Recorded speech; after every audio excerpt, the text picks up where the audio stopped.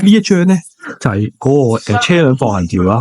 咁佢點玩法嘅咧 ？Hello， 歡迎翻到嚟有機夫頻道，係我夫啊。我哋琴晚咧就嚟到呢一間酒店，佢叫如家精選酒店。咁啊，帶大家參觀一下間房同埋佢嗰個免費早餐係咩樣。嗱，入嚟之後咧，呢個就大堂啦。咁呢度有啲梳化去坐下。咁呢個位咧就係 check in 嘅地方，有部機自動 check in 嘅。咁如果去到個櫃台突然間冇人咧，你咪自動 check in 咯。如果唔係咧，佢呢度都櫃台都有人過嚟。咁呢度咧就有啲咖啡機。咁啊，一個人去 check in 嚟，有啲朋友喺度飲下咖啡咁咯。嗱，有手打檸檬茶。跟住之後咧，就喺呢度上嗰個電梯啦。咁咧佢分別有幾層噶。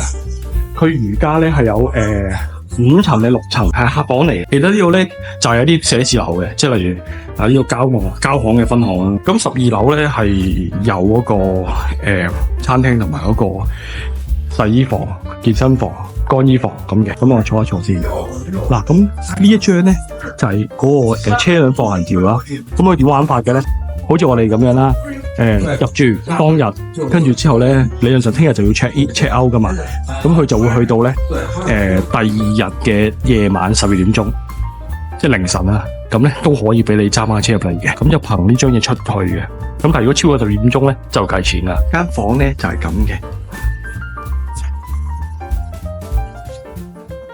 呢個鏡啦，咁呢度洗手盤啦。跟住呢度就乾濕分離嘅沖涼房啦，同埋廁所，咁就有配備一啲沖涼嘅間浴嘅。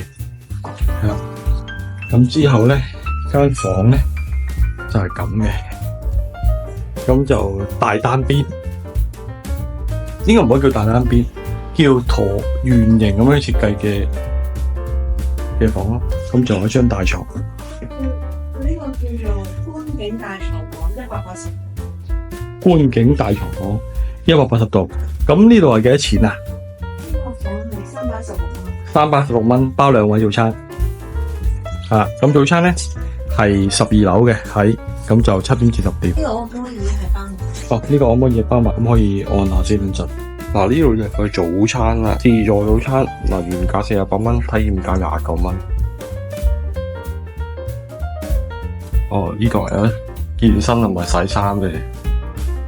又參觀埋啦，洗衫係唔使俾錢嘅喎，有烘乾功能嘅喎，下邊洗衣機，上邊係烘乾。即係如果你唔怕污糟嘅話咧，就可以攞嚟洗啊。嗱，跟住呢度就係餐廳，餐廳就咁樣啦。唔算好大啦，有啲咩食啊？過嚟要登記咗先啦，同我講房號就得噶啦。跟住呢度咧有啲粉啦，要煮，有粥啦，蒸啊，都應該係豆漿。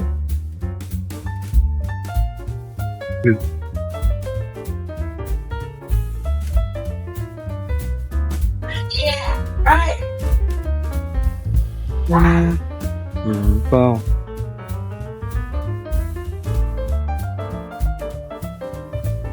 炸嘅雞，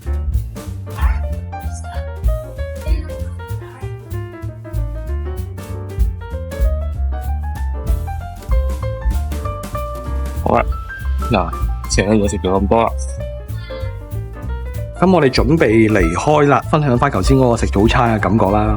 嗰個早餐咧就唔係算好多嘢食，咁但係咧佢都有煮嗰啲有人煮嗰啲粉咯，料就唔係多得蝦咯，一隻蝦同埋啲少少菜，咁都有煎蛋嘅，其他嘢都好普通。有咖啡飲咯，個咖啡 OK 嘅嚇，嗰啲部啲咖啡機係 OK 嘅。咁就整體嚟講咧，呢間嘢就新，因為佢係2025年先開。我自己覺得咧，呢棟大廈絕對唔係2025年建成嘅。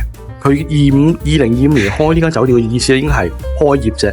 即係新裝修，新裝修樓，上係其實應該係成棟寫字樓嘅，係係啊，寫字樓嘅跟。住佢樓上嗰幾層應該係租咗嚟，跟住就係啦變咗冇錯呢度就冇錯冇錯，即係俾其中有幾層俾呢一間瑜伽咧，就承包咗租咗，咁就做到個酒店，咁就應該係今年先開業嘅，所以就裝修嚟講比較較為新啲。大家都知道啦，我太太係好要求酒店係新，唔新咧佢唔想住，你都係幾華麗都好啦。如果大家係中意新嘅酒店咧，呢間都 OK 嘅，310幾蚊啊嘛。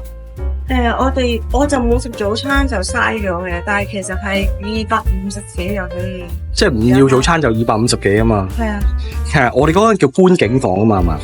觀景房係啊，靚係啊，靚啲嘅，係啊，即係如果平嗰啲大床房咧係250幾就有噶啦，唔包早餐。我係300頭，我哋310幾蚊，咁就包2個早餐同埋係觀景房咯。咁其實都唔算貴啦，我覺得唔算貴。 313蚊有2份早餐，係啊，觀景大床房。冇錯但係如果你願意住啲再即係淨係為咗瞓一晚嘅話咧，係啊係有200鐘。 200鐘，你當250幾啊？係唔連早餐。